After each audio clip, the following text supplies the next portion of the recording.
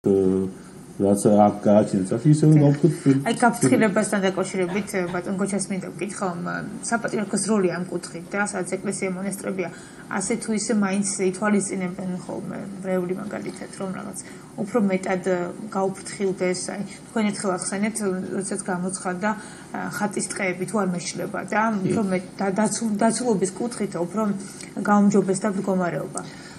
მასალზანებს, უბრალოდ ესეა რომ თანხმდრიაში არის მიდგომა. მისი წინასწობის დამოკიდებულება და ეს დამოკიდებულება ის არის რომ რა თქმა უნდა ეს უნდა სრულდებოდეს წმინდა ადგილებში, სალოცავებში ლიტურგია უნდა აღდგეს. ამავე დროს არის ტერიტორიები, ჩვენ ამაზე გვისაუბრია, რომელსაც ეწოდება ხატის ტყეებს შეეძახია და სადაც არ არის და თქვა სადაც პრობლემა არის, ხო? იქ მაშინ ეკლესია თავის თავზე იღებს იმ როლს, რომ ხაში დაუდგეს ხელისუფლებას, სახელმწიფოს და სადაც არის პრობლემა, იქ ჩაერიოს. რით ჩაერიოს? ჩაერიოს იმით რომ აკურთხებს ხატის ტყეთ, გამოცხადოს ზოგან თქვა ნადირობენ დენით, ზოგან კიდე ნადირობენ კალაშნიკოვებით, ზოგან კიდე ჭრიანიცე და კიდე რაღაც პრობლემა არის, კონფლიქტი არის და ამ შემთხვევაში ეკლესიას დღესდღეობით მადლობა ღმერთს არის ყველაფერი ისე რომ თანხმდრაში არის ხელისუფლების და ეკლესიის ერთმანეთთან თანამშრომლობა და ეკლესია ამ შემთხვევაში თავის მხრიდან ახორციელებს იმ რეჟიმს, რომ ეჭვდება ამ ბუნების როგორც შენარჩუნებას, ასევე მას სამლოცველო მდგომარეობის აღორძინებას. თუნდაც ის რომ ესე იგი თავის მხრიდან ხელს უწყობს სააგენტო, რომ აი გზა ხუნა მივიდეს ეკლესიამდე, ხო ის ნაკრძალი რაღაც, ხო ამ შემთხვევაში სპეციფიკად გამოიყოფა გზა, რომელთაც შეუძლია აქ იმოძრაოს როგორც მომლოცველება, როგორც ადგილობრივმა ვიცარი ამ სამლოცველოში მონაზვნები, ასევე მოხდეს მისი აღორძინება და აღდგენა ამ სალოცავის და ეს არის თანხმდრაში ყველაფერი. ადრე ეს ძალიან შეზღუდული იყო და დღეს ყველაფერი არის ძალიან კარგად, იმიტომ რომ ზუსტად ხედვა არის, სწორი მიდგომა არის ორივე მხრიდან, როგორც ეკლესია ეხმარება ბუნებას და ამ შემთხვევაში და ტერიტორიებს და სამინისტროს ცდილობაში, ასევე თანხმდრაში არის და ეს გრძელდება ეს პროცესი. და აი თუნდაც წლევანდელი ახალი წიგნანაც ჩვენ შევუდგებით რომ აი ეს რასაც ბატონ ლაშამძანა რომ აი ეს დემარკაციის ის იყოს გამithარდეს ეს პროცესები, რადგანაც როგორც აღიხარეთ, მთელ ტერიტორიაზე არის ხო ჩვენი სალოცავები და მათ აქ მოხდეს ის უბრალოდ განხორციელება და აღდგენა ამ სალოცავების და გამოიყვეს ტერიტორია, რადგანაც აი ქალაქის ეკლესიასთან ტერიტორია იმდენი არ ჭირდება ხო, იქ ხოლმე ასწრო მონასტერს მას ჭირდება ტერიტორია, მას იარსებოს, იცხოვროს იქ ბერმა მონასტერმა ჰქონდეს, მას სამლოცველო რეჟიმი ჰქონდეს, თუმცა ეს არ ზღუდავს თქვა ასო ტერიტორიის რეჟიმი პირიქითაც კარგია, მაგრამ მაინც რო იქნება მას თავის საკუთარი ტერიტორია, ხო? ეს ფაქტობრივად იქნება სამართლობის აღდგენის ნაწილი, მას ითვალისწინებს თუნდაც კონკორდატი.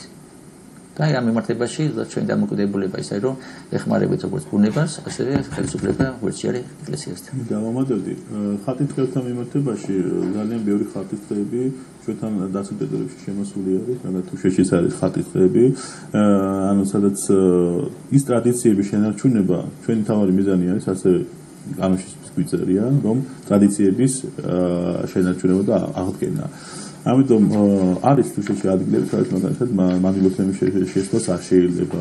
ანუ ჩვენ გვაქვს ხო მანიშნებლებიც გვაქვს დაძერილი, რომ ატივიცეთ ესეთ ტრადიციებს და რომ ეს არის ხატის ტყე, სადაც რა არის დაშვებული, ანუ ის საინფორმაციო დაფები, პანელები და არის აი მაგალითად ბატონია, ეს არის შეთანხმება ხარეებს შორის, რომელიც ახლოვდება 26-ს. ჩვენ კიდევ მაშინ ჩვენ დავიწყეთ ამაზე მუშაობა, ხო?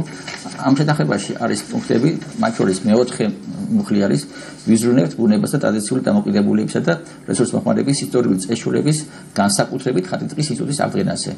ხოლო მეხუთე ხელს შეუწყობს დაცულ ტერიტორიებსა და საერთო ტყის ფონდის მიწებზე არსებულ ეკლესია მონასტრებსა და სამინისტროს შესაბამის სტრუქტურებს შორის თანამშრომლობას, ასევე სარეალიზაციო და რეკრეაციული პროექტებთან დაკავშირებული საკითხების განხორციელებას. აი მას ვქნობით, ამას ვქნებით კონკრეტულ რეალობაში განხორციელდეს, რაც აისახება შემდგომში ბუნებასთან დამოკიდებულებაში.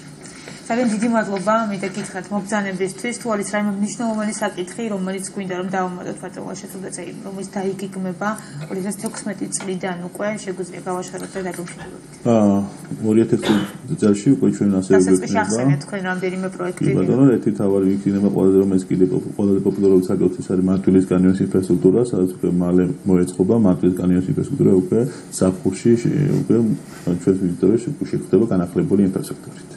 უღმესი მადლობა, გემშვიდობით, კეთილი სურვილებით, ბატონი ლაშა მოისტრაფიშვილი დაცული ტერიტორიების სააგენტოს ხელმძღვანელი, ასევე ბატონი გოჩა არონიშიძე, საპატრიარქოს ფონდ გაამწვანე საქართველოს აღმასრულებელი მდივანი და ასევე საპატრიარქოსსა და ამ სამინისტროს გარემოსდაცვის სამინისტროს შორის კოორდინატორი. დიდი მადლობა, რომ იყავით ჩვენთან ერთად, გემშვიდობით, კეთილი სურვილებით, ჩვენ კი ვაგრძელებთ შუა დღეს გადაცემის მესამე ნაწილი გვერდის წინ.